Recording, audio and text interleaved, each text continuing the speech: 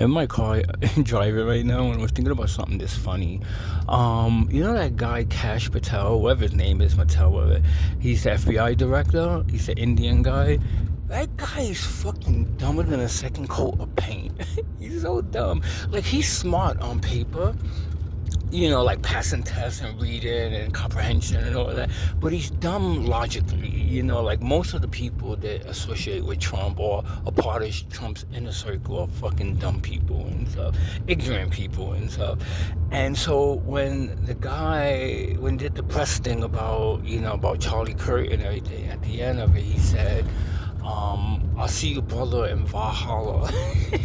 And I think that's hilarious, for a couple of reasons. One reason is that that's the Scandinavian word for like heaven.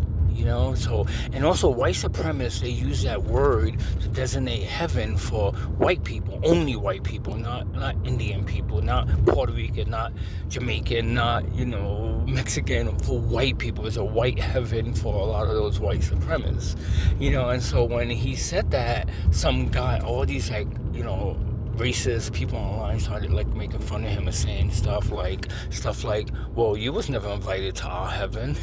Isn't that funny? And he said, who invited you? Like, that's our heaven. Like, you're not part of the group. Like, people are writing that shit about him.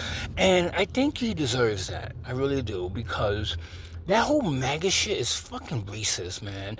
I'm not saying everyone that's a MAGA is a racist, but I'm saying for the most part it's a racist thing. It's a racist cult and stuff. And one of the main ingredients in order to be part of that cult is to be white. You have to be white, and how can this brown man who's an Indian man, just because he's conservative and he's a conspiracy theorist, think that he's white? He's not white. He's has black as me and shit, more blacker than me, actually, because I'm interracial and stuff, but he's a fucking black guy, he's a black Indian guy, and there's people that don't like him, man, because he's, for the simple fact of the color of his skin. That's what those MAGA is about. And it also bothers me that all these people are crying over Charlie Kirk, like all these, not white people, but like people of color, like brown people, and like Mexican people that are making these video blogs crying, saying that he was a saint and he was ordained by God, and now there's a spiritual war between good and evil and between the forces of darkness and light and everything. And there's a couple of things wrong with those statements. One of the things that's wrong with those statements is evangelical white nationalist Christians, which Charlie Kirk was. Those people, when they use jargon or they use a narrative like that and they say that there's a spiritual war between light and dark, and the spiritual war between goodness and evil and so on and forth. When they saying that, you know what they're referring to? They're referring to people of color and transgender people. So the enemy in their eyes are transgender people and people of color. Anyone that's non-white Protestant is the enemy in their eyes. So you can't say that statement if you're a person. How can you, as a person of color, say that statement? How can you say, oh, it's a demonic force right now, it's good against evil, and that's what's happening right now, I'm gonna cry over it, when you're a black person, when that statement really means that you are shit, that you're nothing, that you're evil just because you happen to be born black or dark skinned or whatever the case may be. So it makes no sense, man, that these people are crying over. You could cry over who you want to cry over and stuff, but it makes no sense to use that rhetoric and use those statements and say that it's good versus bad, when really, when people in that movement is using those statements, they're referring to people of color. People of color are the enemy to these people, and these very people crying over Charlie. Why actually, I've been seeing more black people and more people of color crying over Charlie Kirk than actually white people online, actually, if you want to know the truth. And so it got me thinking, what is that about then? So what's it really about, to be honest with you? It's about conservatism. So it's not really about race for these black people. Now, for the white people, yeah, it's about race. It's about race. It's about segregation. It's about bringing back the Jim Crow law or whatever. So it's about race for a lot of these racist white people. But for people of color, it's about conservative versus liberal. And that's why they throw in the transgender. That's why they're against transgender. Because transgender is not a race. Transgender is it's a lifestyle. And that's not a lifestyle. It's who these people are, So it's like, but it's anti-Christian to these black people.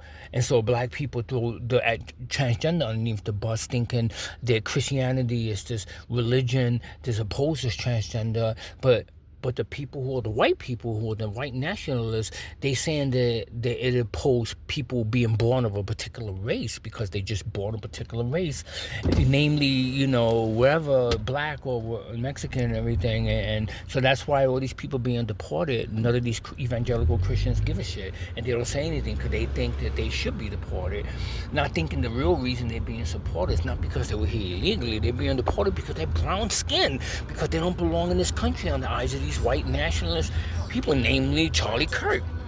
If you knew, and I didn't want to talk bad about people that died, because I think no one should die in that kind of way that he died was horrible, and I think there's other ways of dealing with people like Charlie Kirk, other than killing him in that horrific, terrible way and voiding his kids of their father. I think that's really horrible, and I feel bad for his kids. I grew up without a father. My father died when I was 2 years old, the same age as his kids, and it's terrible, it's terrible. It frames the rest of your life, and sometimes most often in a negative way and stuff, But that being said, this man wasn't a nice man. I'm not going to make light of it. He wasn't a nice man.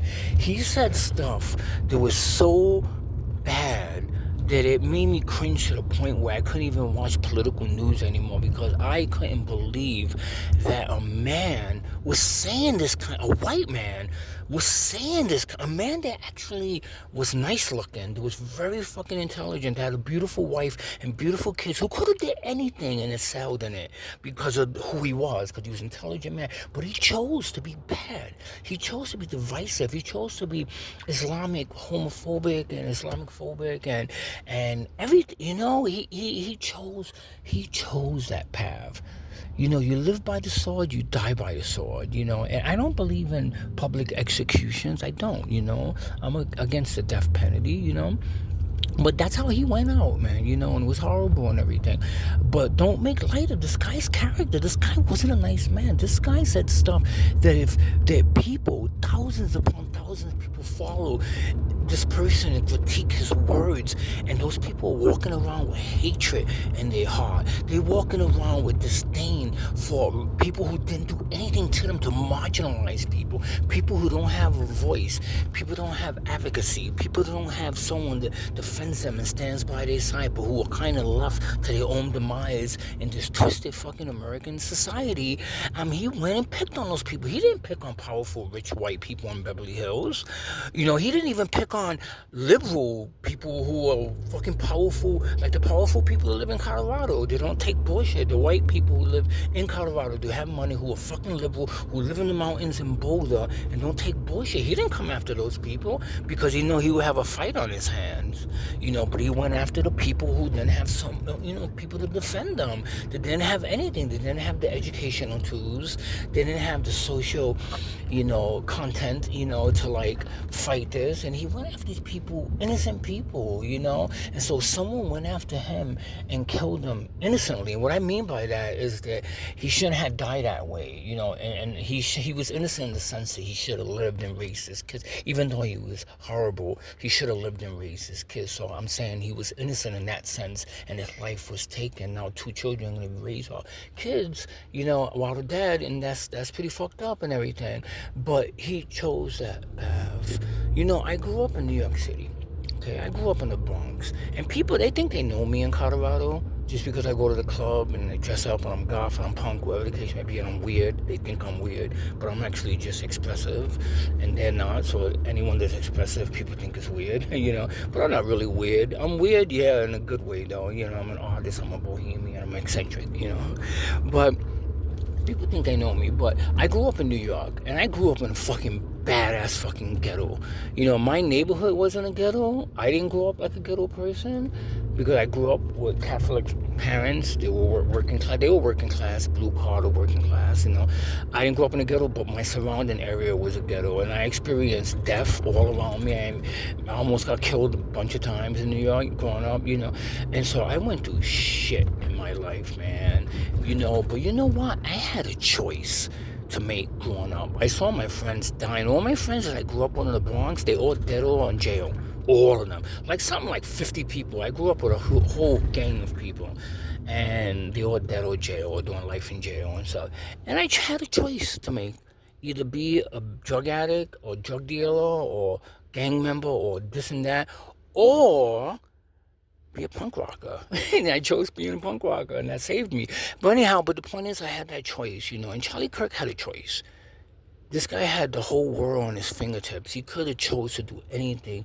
He would have he would have been rich in any field. He would have been on this guy because he was that intelligent. But he chose to be hateful. He chose to pick on marginalized, disenfranchised people, to throw them underneath the bus every second he got. And not only that, even innocent white children who looked just like him and looked like his fucking children, he threw them off the bus.